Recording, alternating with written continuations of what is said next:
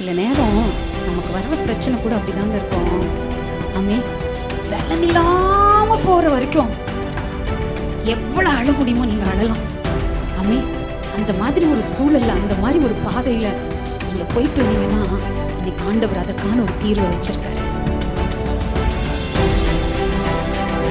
உங்க கணவர் உங்களை உண்மையாய் புரிந்து கொள்ள முடியாது, உங்க மனைவி உங்களை உண்மையாய் புரிஞ்சுக்க முடியாது, உங்க பிள்ளைங்க உங்களை உண்மையாய் புரிஞ்சுக்க முடியாதுங்க.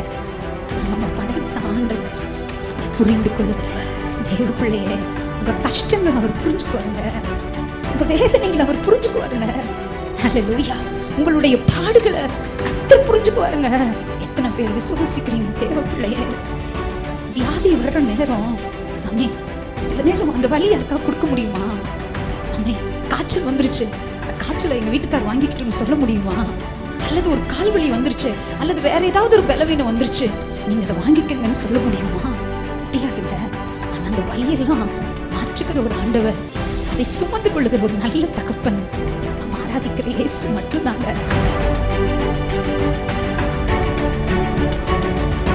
ஒருவேளை போதிய பேக்ரவுண்ட் உங்க குடும்பத்துல இல்லாம இருக்கலாம். ஆமே, உங்களை தூக்கி விடுறதுக்கு யாரும் இல்லாம இருக்கலாங்க, உதவி செய்யறதுக்கு யாரும் இல்லாம இருக்கலாங்க, உங்களுக்கு ஒரு சஜஷன் கொடுக்கறதுக்கு யாருமே இல்லாம இருக்கலாங்க. ஆனா என் அப்பா சொல்றாரு, நான் உனக்கு ஆலோசனை கொடுத்து உன்னை மேல மேல உயர்த்துறதுக்கு நான் இருக்கேன், நீ என்ன தேடி வா.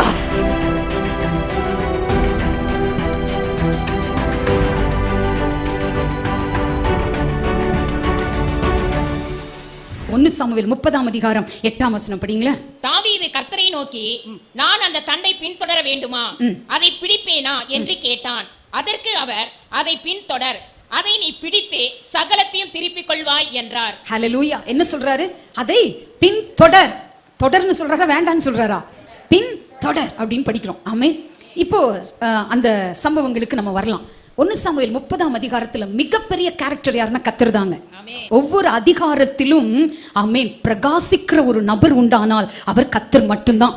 ஹல்லேலூயா. ஆமென். நம்மை பிரகாசிக்க செய்கிறவர், ஆனால் எல்லா கனத்துக்கும் மகிமைக்கும் பாத்திரர் கர்த்தர் ஒருவர் தான். ஆமென். சோ மெயின் கேரக்டர் அவர்தான். 1 சாமுவேல் 30ஆம் அதிகாரத்துல இதுல நீங்க பார்க்கும்போது சிக்லாக் அப்படின்னு சொல்லிட்டு ஒரு பட்டணம் இருக்கிறது. அந்த பட்டணத்துல தாவீதுடைய மனைவிதான் இருக்க வேண்டும், மனைவிகள் அல்ல. ஒரு ஆமீன் சொல்லுங்க. அல்லேலூயா. யாருக்கும் மனைவிகள் இருக்கக்கூடாது. என்னதான் இருக்கணும்? ஆண்கள்லாம் சொல்லுங்களேன், மனைவி. அல்லேலூயா. மனைவிகள் கல்லே வேண்டாம். ஆமே, மனைவி மட்டும்தான் இருக்கணும். அல்லேலூயா. நிறைய ஃபோன் கால்ஸ் வருது பாஸ்டர் ஐயாவுக்கு. என்ன பிரச்சனைனா, இந்த மாதிரி ஐயா நாங்கள் என் மனைவி இருக்கிறா, எங்கிட்ட நல்லா அன்பா பேச மாட்டேன்றா, அதனால சும்மா பேசி பார்த்தாராம். அட்டி பட்டையை தீட்ட வேண்டாங்கிற நான். ஆமே, சும்மா பேசி பார்த்து இப்போ பிரச்சனையில மாட்டி உட்காந்துருக்காரு. ஆமே, இருக்கிறது வெளிநாட்டுல. ஆமே, எனக்கு கவுன்சிலிங் கொடுங்கன்னு பேசுறாங்க. ஆமே, தேவ பிள்ளைய கவனம். எத்தனை பேர் ஆமேன் சொல்றீங்க? ஆமேன். கல்லுக்கு போயிடாதீங்க, மனைவியோட நிறுத்துங்க. ஆமேன். கணவர்கள் போயிடாதீங்க, அதுலயும் பாருங்க கல்லுன்னு தான் வருது. ஆமேன். கணவன். எத்தனை பேர் ஆமேன் சொல்றீங்க? ஹல்லேலூயா. இளவட்டங்கள் எல்லாம் ரொம்ப கவனமா இருக்கணும். ஆமேன். உன் வீட்டுக்காரர் தான் உனக்கு உலகழகனா இருக்கணும். ஆமேன். அவர் கெல்டு தட்டினாலும் அவர் தான் உனக்கு அழகனா இருக்கணும். நீங்க கெல்டு தட்டினா கூட அவங்க தான் உங்களுக்கு அழகியா இருக்கணும். ஆமேன். எத்தனை பேர் ஆமேன் சொல்றீங்க? சொல்லுங்க ஒரு ஆமேன். ஹல்லேலூயா. ஆமேன். கர்த்தர் நான் கேட்டு எதையும் வாங்கவே கூடாதுங்க, கேட்காம ஆவியில நிரம்பி கர்த்தரை துதிக்கணுங்க. ஹல்லேலூயா. ஆமேன். சிக்கலாக பிடிச்சிட்டாங்க. பிடிச்சு என்ன பண்ண, அமலேக்கியர்கள் என்று சொல்லக்கூடிய ஒரு குரூப். அவங்க யாரு அப்படின்னா, வேதத்துல நம்ம படிக்கிறோம். சிஸ்டர் படிங்களா அந்த வசனத்தை சொல்லி படிங்க. 1 சாமுவேல் 30. இல்ல சிஸ்டர், அமலேக்கியர் யாருன்னு சொன்னேன் இல்லைங்களா? ஆதியாகமம் 36:12. திம்னாள் ஏசாவின் குமாரனாகிய எலிபாசுக்கு மறுமுனை ஆட்டியாய் இருந்து எலிபாசுக்கு அமலேக்கை பெற்றாள். இவர்களே ஏசாவின் மனைவியாகிய ஆதாளுடைய புத்திரர். போதும் சிஸ்டர், புரியுதா உங்களுக்கு இப்போ? ஆமே, இந்த அமலேக்கியர் எங்கிருந்து வந்தாங்க அப்படின்னா, ஏசாவுடைய சந்ததி தாங்க அமலேக்கியர். ஆமே, இப்போ அவங்க என்ன செய்யறாங்க அப்படின்னு சொல்லிட்டு பார்க்கும் பொழுது, இவங்க யாரு, இவங்க என்ன பண்றாங்க அப்படின்னா, யாத்ராகமம் 17ஆம் அதிகாரம் 16ஆம் வசனம் படிங்களேன். அமலேக்கின் கை கர்த்தருடைய சிங்காசனத்துக்கு விரோதமாய் இருந்தபடியால் தலைமுறை தோறும் அவனுக்கு விரோதமாய் கர்த்தரின் யுத்தம் நடக்கும் என்றான். ஆமென். இந்த அமலேக்கின் கை யாருக்கு விரோதமா இருக்கு? கர்த்தருடைய சிங்காசனத்துக்கு விரோதமாக இருப்பதினால் தலைமுறை தலைமுறையாக யுத்தம் என்ன செய்யுமா? நடந்து கொண்டே இருக்கும் என்று வேதம் சொல்லுகிறது. அப்போ தேவ பிள்ளையே, கர்த்தரை ஆராதிக்க விடாத படிக்கு இந்த அமலேக்கின் ஆவி நம்மளை வந்து அடிமைப்படுத்தி கொண்டே இருக்கும். ஆமென், ஹல்லேலூயா, ஆமென். அதனால என்ன செய்யுங்க அப்படின்னா, வசனத்துல நம்ம படிக்கிறோம், அந்த மோசே கர்த்தருக்கு ஒரு பலிபீடத்தை கட்டினார். ரகசியம் என்ன தெரியுங்களா? எப்பப்பெல்லாம் நீங்க பலிபீடத்தை கட்டுறீங்களோ அப்பப்பெல்லாம் அமலேக்கின் ஆவியை நீங்க அழிச்சிடலாம். ஹல்லேலூயா, ஆமென். ஆகவே இதை விசுவாசிக்கும் போது உண்மையாகவே அது நடக்கும். அப்போ இந்த சிக்லாக்ல இருந்த ஜனங்களை, தாவீது, அவனுடைய மனைவிகளை, அவங்க பிள்ளைங்களை, இன்னும் இஸ்ரவேல் ஜனங்க கொஞ்சம் பேர், இவங்களை எல்லாத்தையும் இந்த அமலேக்கியன் என்ன செஞ்சான்னா, அந்த பட்டணத்தை சுட்டெரித்து, சத்துருவுடைய ஆவி ஒன்னையும் விடாது, கவனம். ஹல்லேலூயா, என்ன பண்ணுச்சு? எல்லாத்தையும் சுட்டரிச்சிருச்சு. ஆமீன். ஒன்னும் மீதி வைக்க முடியல. ஆமீன். அப்போ எல்லாத்தையும் சுட்டரிச்சு அவங்களை எல்லாம் கைதிகளாக பிடித்து கொண்டு போயிட்டாங்க. இப்படி இருக்கும்போது வசனம் சொல்லுகிறது, தாவீது என்ன செய்தாரா இந்த காரியத்தை பார்த்தபோது, 1 சாமுவேல் 30ஆம் அதிகாரம் 4ஆம் வசனம் படிங்களேன். அப்பொழுது தாவீதும் அவனோடு இருந்த ஜனங்களும் அழுகிறதற்கு தங்களில் பெலன் இல்லாமல் போகும் மட்டும் சத்தமிட்டு அழுதார்கள். அப்பொழுது தாவீதும் அவனோடு இருந்த ஜனங்களும் அழுகிறதற்கு பெலன் இல்லாமல் போகும் மட்டும் அழுதார்கள். சில நேரம் நமக்கு வர்ற பிரச்சனை கூட அப்படிதாங்க இருக்கும். ஆமே, பலன் இல்லாம போற வரைக்கும் எவ்வளவு அழ முடியுமோ நீங்க அழலாம். ஆமே, அந்த மாதிரி ஒரு சூழல்ல, அந்த மாதிரி ஒரு பாதையில நீங்க போயிட்டு இருந்தீங்கன்னா இன்னைக்கு ஆண்டவர் அதற்கான ஒரு தீர்வை வச்சிருக்காரு. ஆமேன். எத்தனை பேர் ஆமேன்னு சொல்றீங்க? பலன் இல்லாம போக மட்டும் அழுதான்.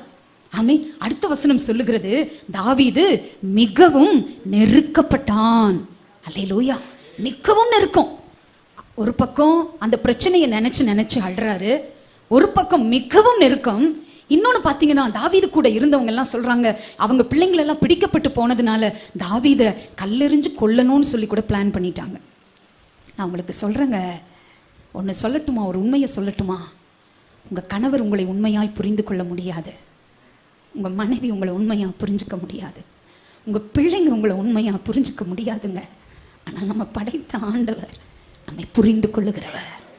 எத்தனை பேர் ஆமேன்னு சொல்றீங்க? ஆமே. உங்களை உண்மையாக புரிஞ்சுக்கிற ஒரே ஒரு நபர் வேற யாருமே கிடையாதுங்க, யாருமே கிடையாதுங்க. ஏசப்பாவை போல ஒரு நல்ல தெய்வம் சான்ஸே இல்லைங்க. உங்களை புரிஞ்சுக்குவாரு, உங்க கஷ்டங்களை புரிஞ்சுக்குவாரு. ஆமே. ஒரு முறை மோகன் ஐயாவுடைய செய்தியை நான் கேட்டுட்டு இருந்தேன். அப்ப ஐயா சொன்னாங்க, இந்த மாதிரி சில நேரம் எத்தனையோ எதிர்க்கிற ஜனங்களுடைய சொற்கள் என் இருதயத்தை வலிக்க வைக்கும். அப்பெல்லாம் போய் யார்கிட்டையும் நான் சொல்ல மாட்டேன், அப்பாட்ட போய் அழுவேன். இப்படியெல்லாம் என்ன சொல்றாங்களேப்பா, அவங்க என்ன புரிஞ்சுக்கலப்பா, நீங்க என்ன புரிஞ்சிருக்கீங்கப்பா. எத்தனை பேர் ஆமேன்னு சொல்றீங்க? தேவ பிள்ளையே, உங்க கஷ்டங்களை அவர் புரிஞ்சுக்குவாருங்க, உங்க வேதனைகளை அவர் புரிஞ்சுக்குவாருங்க. ஹல்லேலூயா. உங்களுடைய பாடுகளை கர்த்தர் புரிஞ்சுக்குவாருங்க. எத்தனை பேர் விசுவாசிக்கிறீங்க தேவ பிள்ளையே? வியாதி வர்ற நேரம், ஆமே, சில நேரம் அந்த வலி யாருக்கா கொடுக்க முடியுமா? ஆமே. காய்ச்சல் வந்துருச்சு, இந்த காய்ச்சலை எங்க வீட்டுக்கார் வாங்கிக்கிட்டுன்னு சொல்ல முடியுமா? அல்லது ஒரு கால் வலி வந்துருச்சு, அல்லது வேற ஏதாவது ஒரு பலவீனம் வந்துருச்சு, நீங்க அதை வாங்கிக்கங்கன்னு சொல்ல முடியுமா? முடியாதுங்க. ஆனா அந்த வலியெல்லாம் மாற்றுகிற ஒரு ஆண்டவர், அதை சுமந்து கொள்ளுகிற ஒரு நல்ல தகப்பன் நம்ம ஆராதிக்கிற இயேசு மட்டும்தாங்க. அந்த அன்பை உணர வைக்கிற இடம் வேற எங்கேயுமே நீங்க போய் இதை உணர முடியாது. ஆமே. நான் சொன்னேன்ல, எப்ப என்ன ஆசீர்வதிப்பாருன்னு எனக்கு தெரியாது. ஆனா நான் ஆண்டவருடைய சமூகத்தில் உட்கார்ந்துருக்கும் போது ஆரோனுடைய கோல் எங்க துளிக்க போகுதுன்னு எல்லாரும் நினைச்சிருந்திருக்கலாம். அந்த கோலுக்கு மண் இல்லைங்க, அந்த கோலுக்கு தண்ணி இல்லைங்க, ஆனா அந்த கோலுக்கு உரம் இல்லை. ஆனா அப்பா சமூகம் அந்த கோலை துளிக்க வைத்தது. ஒருவேளை போதிய பேக்ரவுண்ட் உங்க குடும்பத்துல இல்லாம இருக்கலாம். ஆமே. உங்களை தூக்கி விடுறதுக்கு யாரும் இல்லாம இருக்கலாங்க, உதவி செய்யறதுக்கு யாரும் இல்லாம இருக்கலாங்க, உங்களுக்கு ஒரு சஜஷன் கொடுக்கறதுக்கு யாருமே இல்லாம இருக்கலாங்க. ஆனா என் அப்பா சொல்றாரு, நான் உனக்கு ஆலோசனை கொடுத்து உன்னை மேல மேல உயர்த்துறதுக்கு நான் இருக்கேன், நீ என்ன தேடி வா, என்ன தேடி வா. உணர்றவங்க மாத்திரம் கரங்களை தட்டி, அப்பா தொடர்ந்து உங்களை ஆராதிக்க அபிஷேகிங்கப்பா. எத்தனை பேர் ஆமேன்னு சொல்றீங்க? விசுவாசிக்கிறீங்களா தேவ பிள்ளையே? தொடர்ந்துங்கிற வார்த்தை எவ்வளவு பெருசுங்க. ஆமே. தொடர்ந்து அப்படிங்கிறது வார்த்தை தோடா இர் இந்து 5 எழுத்து இருக்கு. ஆனா அந்த 5 எழுத்துக்குள்ள எண்ணிக்கை கடங்காத ஆசீர்வாதங்கள் கோர்த்து இருக்கிறது. எத்தனை பேர் ஆமேன்னு சொல்றீங்க? ஆமே. கீழ்ப்படியும் போது நம்ம அதை பெற்றுக்கொள்ளுகிறோம். ஹல்லேலூயா. பலனே இல்ல, கல்லெறிஞ்சு கொல்லுவேன்னு சொல்லி கூட இருக்கவங்க எல்லாம் சொல்றாங்க. தாவீது மிகவும் நெருக்கப்படுறாரு. அந்த நேரத்துல அவருக்கு ஞாபகம் வந்தது கர்த்தர் தாங்க. கர்த்தர் தாங்க. தேவ பிள்ளையே, கர்த்தரை நோக்கி கேட்கிறாரு, என்ன செய்வோம்பா எனக்கு தெரியல. ஒருவேளை பண பிரச்சனை வந்துருச்சா, என்ன செய்வேன்னு தெரியலையா, பிடிச்சிருங்க அப்பா பாதத்தை. தேவன் உங்களை நடத்துவார். தேவ பிள்ளையே, நான் இன்றைக்கு இந்த புல்பிட்ல இருந்து சொல்றேன், ஒவ்வொரு நாளும் உணவு ஊழியம்ங்கிறது சாதாரணமானது இல்லைங்க. ஆமே. இதற்காக நாங்க எவ்வளவு பிரயாசப்பட வேண்டியது இருக்கிறது, அவமானங்களை கூட சந்திக்க வேண்டியது இருக்கிறது. ஆமே. ஐயா போன வாரத்துல கொல்லம்பாளையத்துல ஒரு தெருவில் படுத்துட்டு இருக்கிறவர் கொண்டு போய் உணவை கொடுத்தாங்களாம். அந்த ஆளு ஐயா முன்னாடியே கொண்டு தூக்கி வீசிட்டு போனானாம். நல்ல சுய நினைவில் இருக்கிறவன். ஆமே. என்ன காரணம்னு கேட்டா, ஆமே, அதாவது இவங்கெல்லாம் கிறிஸ்தவங்க, இவெல்லாம் கொடுத்து நான் சாப்பிடணுமாங்கிற மாதிரி யோசனை உங்களுக்குள்ள வலிச்சுதுங்க. இதயம் வலிச்சுதுங்க. அப்ப நான் என்ன தெரியுமா நினைச்சேன், அவ்வளோ தரக்குறைவா போயிட்டோமாப்பா. யோசிச்சு பாருங்க, தங்கறக்கு வீடு இல்ல, உண்டருக்கு உணவு இல்ல, ஆனா கொண்டு போய் கொடுத்தா என்ன பண்றான், கிறிஸ்தவன் கொடுக்கறான் அப்படின்னு. ஏன்னா அவங்க சிறுமைப்பட்டவங்க, அவங்க கீழானவங்க அப்படின்னு சொல்லி தூக்கி வீசிட்டு போனான்னு சொல்லி அதை பார்த்துட்டு இருந்து அதை கவனிச்ச பெரியம்மா அந்த விஷயத்தை எங்க கிட்ட சொன்னாங்க. தேவ பிள்ளையே, நெருக்கம் நெருக்கம். ஆமே. பல விதத்துல வந்தது. இந்த நெருக்கங்கள் எல்லாம் மாறக்கு தாவீதுக்கு ஒருவரை பற்றிய அறிவு இருந்ததுதான் உண்மை. எத்தனை பேர் ஆமீன் சொல்றீங்க? சபைக்கு வர்றோம், அவர் அறிகிற அறிவுல வளரணும். ஹல்லேலூயா. இந்த பிரச்சனை எப்படி தாண்டி போக முடியும், இந்த கஷ்டத்தை எப்படி தாண்டி போக முடியும், பிள்ளைகளுக்கு சரியான நேரத்துல வாழ்க்கை அமைத்து கொடுக்கணுமே. எத்தனை பெற்றோர்களுடைய இருதயம் வலிக்குதுன்னு எனக்கு தெரியுங்க, பாஸ்டருக்கு தெரியும். நீங்க மறந்த நாட்கள் எல்லாம் நாங்க செபிக்கிறோம். அந்த நேரங்கள் என் பிள்ளைகளுக்கு திருமணம் ஆகணும்பா. ஹல்லேலூயா. அறிவு ஆண்டவர் கொடுத்திருக்காரு. எப்படி அறிவு வருகிறது? வசனத்தை அறிய எனக்குள்ள அறிவு வரணும். எத்தனை பேர் ஆமீன் சொல்றீங்க? இந்த அறிவும் ஞானமும் வேற யார்கிட்டயாவது போய் யோசனை கேட்கலான்னு தாவீது போயிருந்தா நிச்சயமா மீட்டெடுத்துட்டு வந்திருக்க முடியாது. அவர் ஆலோசனை கேட்ட நபர் அண்ட சராசரங்களையும் ஹல்லேலூயா அகில உலகத்தையும் வார்த்தையினாலே சிருஷ்டித்த என் தேவாதி தேவனிடத்திலே அவருக்கு ஆமென் ஒரு உடன்பாடு இருந்தது. தட்டுங்க கரத்தை, ஆவியில நிரம்புங்க, அந்நிய பாஷையை பேசுங்க.